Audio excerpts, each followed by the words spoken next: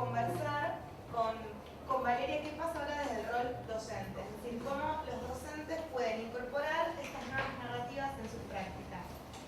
Sí, bueno, primero contarles que el posgrado que yo dirijo en el marco del PEN tiene siempre como un doble juego, porque nosotros formamos a los docentes en educación y nuevas tecnologías a través de una propuesta virtual, donde la tecnología es centro sí o sí de las prácticas, hasta del espacio. Entonces siempre hay un doble juego con no solamente aquellos contenidos que queremos que puedan construir o acceder, sino el formato de acceso y la forma de usar esa tecnología es contenido en sí mismo.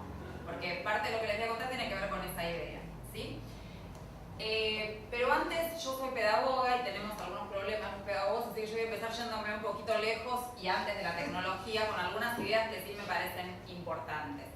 En primer lugar, que la didáctica, es decir, la pregunta acerca de cómo se enseña, nace directamente pensándola como múltiples medios, ¿sí? El que se considera el padre de la didáctica, Juan Amos Comenius, ya de por sí empezó diciendo que para enseñar había que usar texto e imagen, que era revolucionario en esa época, estoy hablando de hace más de 200 años, casi 300. Entonces digo, a veces pensamos que las formas de enseñanza son obsoletas, pero cuando solo estamos pensando en las formas de enseñanza de la escuela de la modernidad, que sí fue bastante obsoleta y bastante cristalizada. Pero la pregunta acerca de cómo se enseña ya de por sí llevaba a plantearse distintos estímulos. Es verdad que se le otorgaba al estudiante un lugar mucho más pasivo del que hoy podemos pensar, pero en principio sí los estímulos en distintos lenguajes estaban presentes. En segundo lugar, y respecto a esto que decía Francisco recién al final, hay una idea que se llama narración didáctica cuando Brunner, que es un referente muy importante del campo de la educación, mucho más actual que Comenius, escribió su libro que se llama La educación puerta de la cultura. Lo que él dijo precisamente es que la educación en realidad contaba un cuento, yo lo voy a decir en mis palabras, ¿no? Que contaba un cuento, que la escuela sobre todo tiene el rol de poner en circulación relatos que posibilitan la construcción de subjetividades y de identidades. Entonces, cuanto más ricos sean estos relatos, cuanto mayor cantidad de herramientas tengamos para construirlos, va a garantizar precisamente que esta distancia, este divorcio siempre entre la vida cotidiana de los niños y los jóvenes y lo que ocurre dentro de la escuela sea menor. Y no lo digo solamente por el uso de los lenguajes, de la tecnología, sino incluso también por las cuestiones que hoy estamos discutiendo mucho acerca del lenguaje, de cómo forma identidad o subjetividad el lenguaje. Bueno, esto tiene que ver con esto, ¿no? Entonces, que el sentido de usar estas herramientas en la educación tiene que ver con poner en circulación discursos que ya existen y darles valor y legitimidad. Porque por el momento todavía la institución de los Estados nacionales que legitima determinados saberes sigue siendo la institución escolar. También puede estar en discusión eso, pero en todo caso, digamos, es aquella que los estados consideran como legitimadora. Y finalmente, la idea de transmedia, que bueno, ya la explicó perfecto Francisco, pero digo, cuando empezó a llegar el discurso de la narrativa transmedia a la educación, en general estuvo muy vinculado a las producciones audiovisuales o de contenidos muy vinculados a lo cinematográfico, sí, o a lo televisivo, y entonces se hacía inabordable. Un docente no podía pensar en cómo llevar adelante semejante producción. La realidad es que después ese concepto se fue retrabajando. La investigación que presentó Carlos Escolari a principios de este año tuvo que ver con que esta idea de la literacidad transmedia tenía que ver con el uso de distintos tipos de medios aplicados a la educación y no necesariamente de contar una historia que tuviera como un engranaje, a pesar de que hay propuestas transmedia, como la que va a contar Mariana al final, que sí tiene que ver con una lógica transmedia estrictamente, ¿sí? Pero digo, pensar un poquito esto como más amplio. Yo les decía que nosotros somos un posgrado o yo represento un posgrado que trabajamos como pensando todos estos formatos. En el año 2010, para que se den una idea, Flaxo es una universidad que solamente se dedica a posgrados, ¿no? Nosotros fuimos en el año 2004 los primeros que usamos una plataforma Moodle en la Argentina, que ya de por sí tenía que ver con poder empezar a hacer como más plástico un espacio virtual que era muy limitado. Pero en ese momento todo lo que hacíamos era lo que nosotros llamábamos universidad PDF, ¿no? O sea, finalmente subíamos un PDF, teníamos un foro y no sabíamos qué más hacer. Entonces en el 2010 nos preguntamos si era posible pensar materiales didácticos que empezaran a tener que ver en su forma de construcción con lógicas mucho más parecidas a los consumos culturales, a esta lectura que, como decía Francisco, es a la vez superficial y profunda, en realidad en función de la decisión que toma el usuario y no de cómo está construido necesariamente, ¿sí? Entonces, con esa idea, bueno, empezamos a diseñar algunos materiales y después, en un momento dado, yo ya estaba haciendo mi maestría y yo investigué precisamente sobre esos materiales y cómo se podían construir, o sea, qué podíamos aprender de esa experimentación para enseñarle a otros a construir materiales. Francisco fue jurado de mi tesis y tuvo que ver con tuvo que ver con pensar, bueno, algunas estructuras. Entonces, como la idea era pensar qué podían hacer los docentes con esto, porque además en lo personal yo tengo una preocupación que tiene que ver con que lo que nosotros le damos al docente le sirva. O sea, que realmente haya estrategias para diseñar, porque si yo le voy a decir que tiene necesariamente que contar con un programador para hacer algo, o que tiene que llamar, claro, eso queda fuera de la escuela, digamos. Yo tengo que pensar cómo ayudo a un maestro o a un profesor que está en el aula, virtual o real, o física, porque la virtual también es real, y tiene que hacer algo con lo que puede hacer. Entonces a mí me gusta buscar, Mariana antes cuando hablábamos decía no me caso con ninguna herramienta. Nosotros tampoco, de lo que se trata es de buscar las herramientas disponibles, sabiendo que las herramientas mutan, que a veces uno encuentra algo recopado y termina siendo pago, y entonces todo lo que hiciste no lo puedes volver a usar porque si no te suscribís. Entonces, bueno, sabiendo esta dificultad, intentamos siempre buscar. Ahora, al mismo tiempo, somos un equipo que sí tenemos equipos de desarrolladores.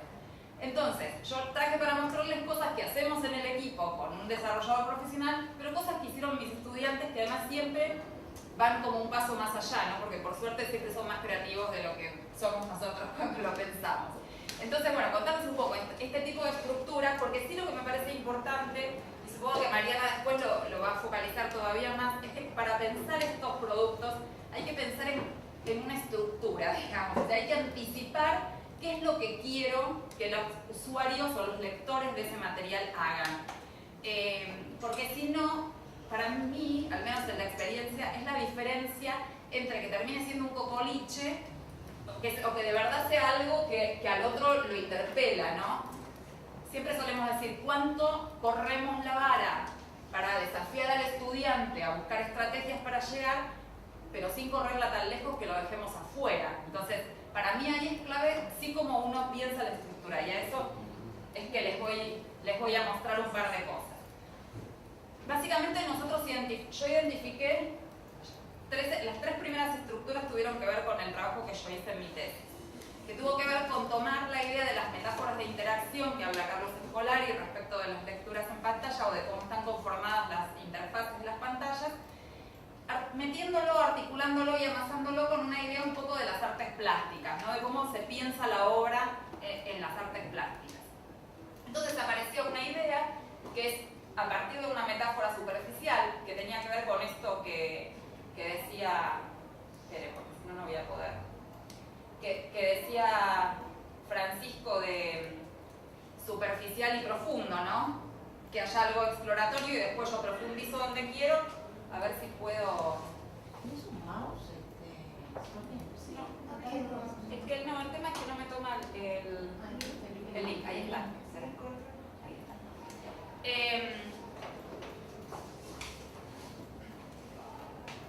Estos sí son materiales que desarrollamos con el equipo, los primeros 3 que les voy a mostrar y después no. Mientras se abre voy abriendo otro porque así no.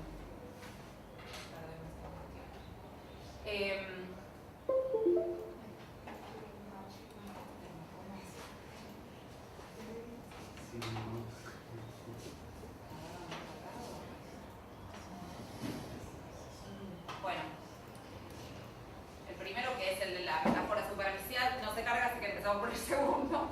Esto suele fallar. La idea del segundo es que había una metáfora instrumental, ¿sí? Entonces, que lo que le proponía al estudiante para acceder al contenido era manipular un instrumento para poder llegar a ese contenido. En este caso, lo que vemos son 2 ejes articuladores, que son 3 preguntas y 6 especialistas.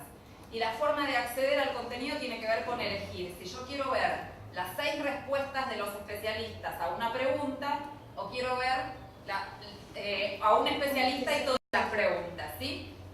El material se llamó 6 perspectivas en perspectiva y tenía que ver con mirar los 30 años del cruce entre educación y tecnología, precisamente en perspectiva histórica por un lado y en perspectiva para adelante por el otro. Entonces, si yo quiero mirar todo lo que contestaron todos, va a aparecer las 6 opiniones, digamos, son videos muy breves, de menos de 2 minutos cada uno. O puedo mirar, elegir un especialista y entonces tener las 3 respuestas de él. ¿Sí? Entonces es un instrumento porque en principio yo lo que encuentro nada más es algo que tengo que manipular para poder acceder y tomar una decisión. El otro que se niega... Es el más fácil de explicar igual. Imagínense un graffiti, ahora ya se va a cargar, pero imagínense un graffiti, es un muro, digamos, donde lo que yo tengo son también 3 preguntas centrales, pero que las preguntas en realidad son generales, no es que les hicimos estas preguntas a todos los aportes que están alrededor, son como 3 ideas vectoras y después yo puedo elegir por dónde empezar a navegar. Cuando yo estudié, cuando hice la investigación para mi tesis, por ejemplo, tuvo que ver también con entrevistar a los estudiantes que habían estudiado con estos materiales. Y era interesante porque ellos, de las estrategias de lectura que mencionaban, algunos decían yo empecé por los autores que conocía, o empecé por los desconocidos, o empecé por los videos porque me gusta más, o por los podcasts porque me los descargaba en el... Entonces, cada estudiante había tenido estrategias para leer este material de forma completamente diferente.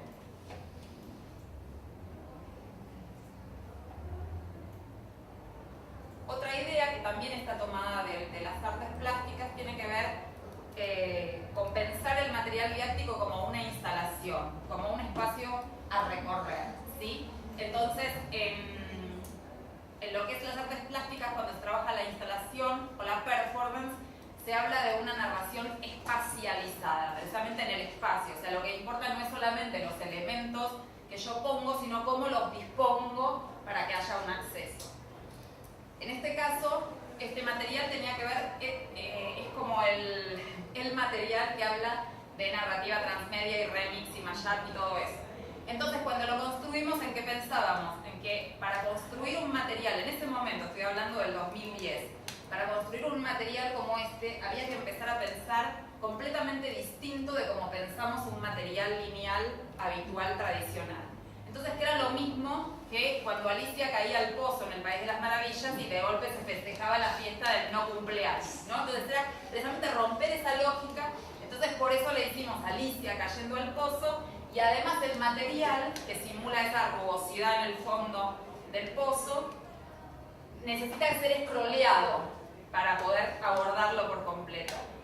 Y la forma en que está construido, o sea, ese scroll, tiene que ver con que al principio va a aparecer como una cuestión más de estimulación de qué significa un remix. Entonces hay ejemplos de la música, de videos, de qué es un remix, o de esta idea, por ejemplo, de la película Medianoche en París, que en realidad es un remix de La Noche Estrellada de Van Gogh, digamos, ¿no? O sea, esta idea entonces de pensar el concepto más básico, de estimular.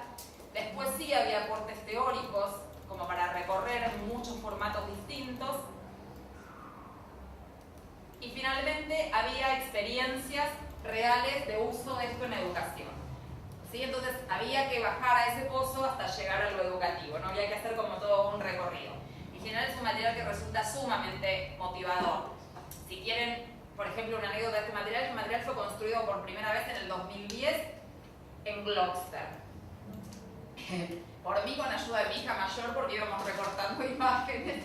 Y bueno, 2 años después el material había sido tan atractivo que el diseñador del equipo dijo, lo voy a hacer yo. Y en realidad ganó en estética un montón de cosas y perdió en significatividad de otras cosas, porque en realidad en el original Alicia caía a un escritorio de trabajo, digamos, donde había pantallas, donde había elementos de dibujo, que tenía que ver con eso del hacer. Pero bueno, también son los juegos de cómo se va transformando y cómo uno va construyendo unas ideas diferentes. Pero en esto que yo les decía de que los estudiantes nos sorprenden y siempre tienen algo más, fue apareciendo en los últimos años, cuando yo ya este trabajo lo había terminado, aunque sigo trabajando sobre esto, la idea del material didáctico como gamificación, ¿sí? como dijo Francisco también, es una idea que al principio estaba muy peleada y que hoy cada vez más empieza a tener sentido. Y se da en distintos aspectos, o en distintos tipos de inmersiones. Precisamente porque lo que se basa es en una metáfora inmersiva, donde lo que importa es estar adentro del juego, o sea, simular de alguna manera que entro a un lugar distinto del juego. No ya solamente con el espacio, sino con la interacción. ¿Se entiende la diferencia? Entonces, nosotros todavía no desarrollamos nada de gamificación, pero los estudiantes empezaron a hacerlo solos. Y entonces yo les traje un ejemplo. Nosotros cuando los hacemos, hay un módulo que se llama Análisis de Materiales Digitales, donde los estudiantes tienen que diseñar un material didáctico. Tienen distintas formas, ahora les voy a mostrar otro distinto, pero este me importa. Y además ellos tienen que elegir si cuando termina todo el proceso quieren que los publiquemos en el portal. Que ellos quieran no significa los publiquemos, pero los mejores materiales, si ellos quieren, los publicamos. Cuando estaba preparando esto, el mejor, que para mí era el mejor, ya lo tenía preparado y todo, lo voy a buscar y decía no. El mejor material. No, estaba autorizada a publicarlo, me quedé así como. Pero bueno, encontré otro y era te juro que es genial. Era ¿conocen la herramienta ThinkLink? Sí. Es una foto a la que se le puede poner cierta interactividad. Bueno, se los cuento porque de verdad estaba buenísimo. Era la foto, ¿se acuerdan de ese jueguito? Que era como una especie de laberinto redondo que había que hacer así, llevar la pelota al medio. Bueno, era esa imagen, ¿sí? Y estaba armado el juego en 3 niveles, era un juego de inmersión y tenía que ver con la formación docente. Era para formación docente y tenía que ver sobre reflexionar sobre el rol docente. Y entonces uno tenía que ir resolviendo retos para tratar de llegar al medio. Espectacular, pero no me lo dejaron traer, así que traje otro que está también muy bueno. En este caso, y sí, también había otro, por ejemplo, de mitos griegos. La metáfora inmersiva con lo que tiene que ver es con esta idea de poner el juego en el centro de la escena, ¿no? Entonces, en general aparece la idea de retos, de poner desafíos, de invitar a asumir un rol.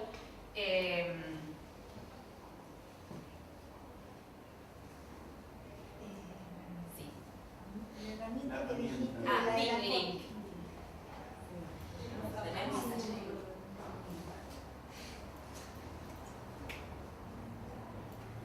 Como cosa linda. Ahí, ¿no?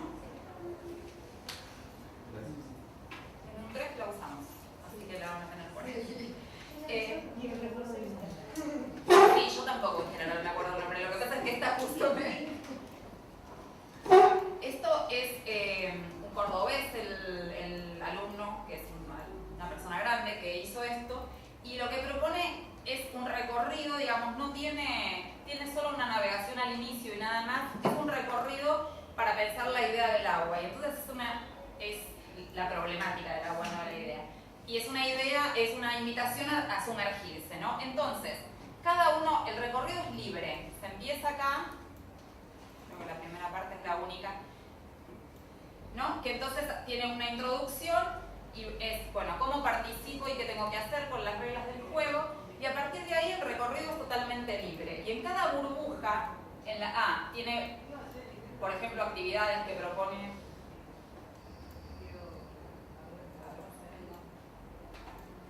Tiene zoom. No, es que no tiene zoom para ir adentro. No importa, ahora. Tiene actividades adentro, entonces en cada uno de esos círculos en los que se va sumergiendo el juego, lo que tiene es desafíos. Tiene información, tiene recursos y tiene desafíos para resolver. Entonces lo va resolviendo a través de otras herramientas. Lo lleva a un Padlet, lo lleva a un formulario de Google, lo lleva a un video, lo lleva, ¿no? Entonces va articulando esto y va construyendo esta idea de gamificación de alguna manera. A ver.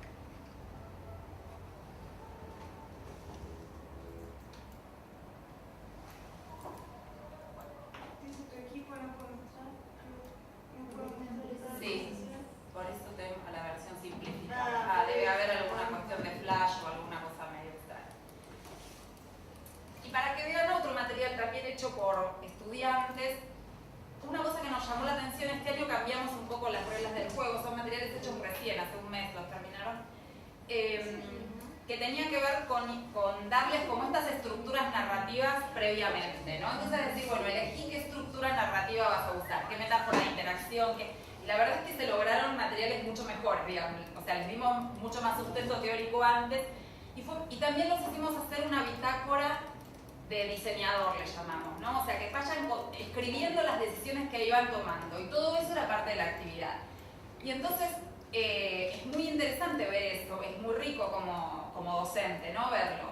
Y en este caso, estas alumnas, que son 2 mujeres, este año ganó el feminismo en temática para elegir, fue tremendo. Fue tremendo. Está muy bien, ¿no? Pero toda la cuestión que tiene que ver con el género, digamos, y con el movimiento feminista en sí mismo. Y con ESI también, con educación sexual integral. ¿Lo viste este? Espectacular. Bueno, y estas estudiantes justificaron, además, todas las decisiones que tomaron, también en una idea estética, ¿no? O sea, que ellos decían que para ellos era importante también la apelación a un tipo de cognición estética. Fíjense la calidad de las imágenes. Está lleno, o sea, no se lo podrían... estos links van a quedar disponibles, los pueden ver cuando quieren, porque es como para meterse mucho adentro, porque tiene mucho detalle. Sería muy difícil de mostrar. Tiene actividades a lo largo, pero les quiero mostrar una parte en especial.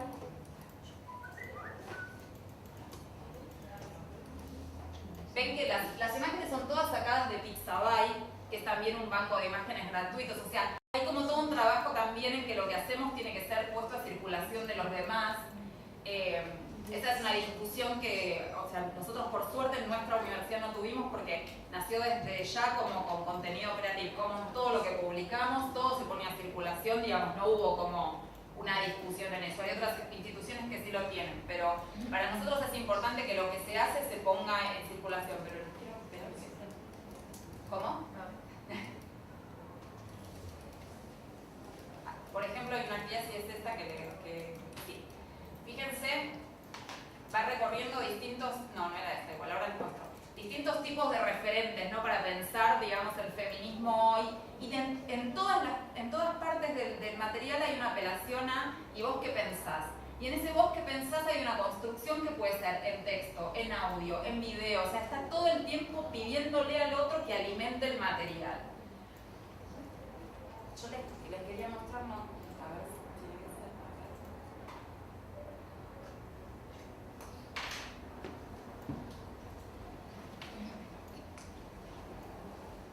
Ven que, por ejemplo, también ahí aparece, esto es muy lindo, digamos, en realidad esto lleva a un muro, a ver si lo activa.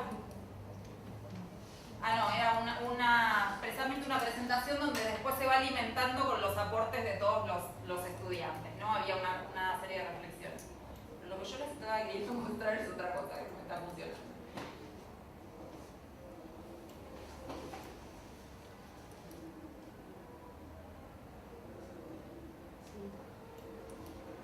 Fíjense, digamos, ¿no? Cómo se trabajó estéticamente para tratar de mostrar la diversidad en todos los sentidos. Y cada una de estas, acá hay una propuesta a explorar cada foto y pensar un epígrafe posible, ¿no? De qué significa o qué está representando esa imagen.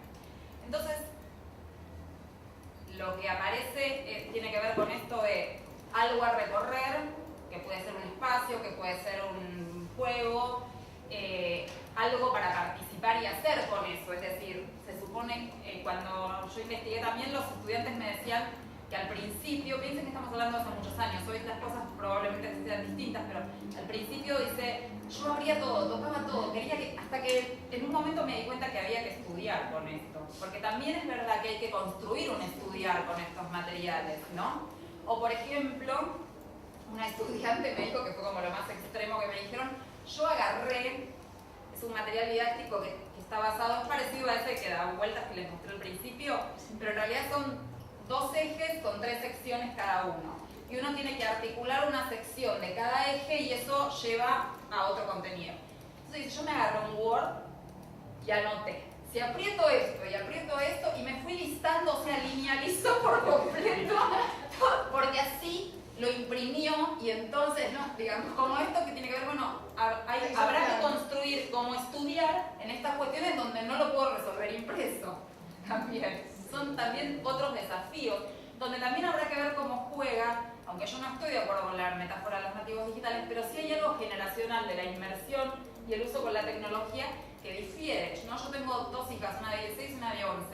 Y por ejemplo, el otro día les pregunté, ¿vos sabés cómo, si hay una herramienta para simular un foro? ¿Qué es un foro? Me dijo. Claro. ¿Por qué a los 16 años vas a ver qué es un foro, digamos? O sea, no, hay para WhatsApp, hay para Facebook, ¿qué es un foro? ¿No? O sea, como una extrañeza. Y la otra cuestión es que nosotros resolvemos un montón de cosas en una computadora que los chicos resuelven en el celular. ¿Con qué aplicación puedo brulear la imagen para que no se vea? Todo lo que me decían era del celular. No, pero yo necesito en la computadora. No sé. ¿No? O sea, entonces ahí hay un uso y ahí hay una tensión que como docentes vamos a tener que ver cómo se va resolviendo. También es verdad, y ayer que compartimos una capacitación, que hay algo que vamos a tener que poner en cuestión, que tiene que ver con cómo acompaño o cómo legitimo estas prácticas sociales y culturales, pero cómo en la universidad estoy formando para una profesión que requiere ciertas reglas del juego que a lo mejor no se van a poder resolver por el celular, ¿no? O cierta lectura o cierto nivel de profundidad, y ahí hay una tensión que la vamos a tener que ir construyendo en la medida en que vamos avanzando en este recorrido, porque no a priori no existe, ¿no? A nosotros no se nos ocurría pensar que había otra forma más que sentarse en un aula, escuchar al profesor, tomar apuntes, leer el coso, ir y dar un examen. Pero hoy los chicos tienen un montón de otras opciones, entonces cómo trabajamos esas dos tensiones es algo que vamos a tener que resolver. Yo supongo que me fui por las ramas y hay un montón de cosas que tenía que haber dicho y no dije. Me suele pasar, pero bueno, entonces la idea tenía que ver con mostrarles esto. Primero mostrarles cosas que hace la gente real para sus aulas reales, sin ningún conocimiento, con herramientas disponibles. Y después esta idea de que cuando se aventuren a diseñar, traten de pensar qué quieren que sus estudiantes hagan con ese material, ¿no? Como delimitar, a veces son solamente 2 o 3 cosas, pero es mejor tener esas 2 o 3 cosas claras y elegir las herramientas adecuadas, la interacción, que poner un montón de cosas que después se dispersan y no terminan teniendo ningún resultado, ¿no? La otra cuestión es pensar que los tiempos de estudiar con estos materiales son tiempos más largos, porque hay todo un tiempo de dispersión que es inherente al material, digamos. Si uno los pone a jugar, hay algo de lo lúdico que no tiene que ver con ponerse a estudiar. Entonces hay algo que tiene que pasar primero del placer, del deseo de estar, y a lo mejor en una segunda instancia o en una segunda vuelta por ese mal. Entonces, estas cosas hay que pensarlas porque después son las que generan frustraciones, ¿no? Entonces el maestro dice, pero tengo que estar un mes. Y bueno, sí, probablemente tengas que estar un mes, digamos, en distintos momentos, ¿no? Sobre todo cuando son los niveles primario y medio, también empieza a jugar el tema de si hay conectividad, no hay conectividad, si, ¿no? Todas estas cuestiones con las que lidiamos. Pero bueno, yo quería mostrarles cosas posibles para resolver, digamos, y que son inspiradoras y que la verdad es que después los resultados son excelentes. Allá hay una exalumna que ahora va a dar ella un seminario de transmedia, digamos. O sea, tiene que ver con esto, con abrir el juego y dejar que los estudiantes vayan encontrándoles nuevos lenguajes, nuevas formas y nuevas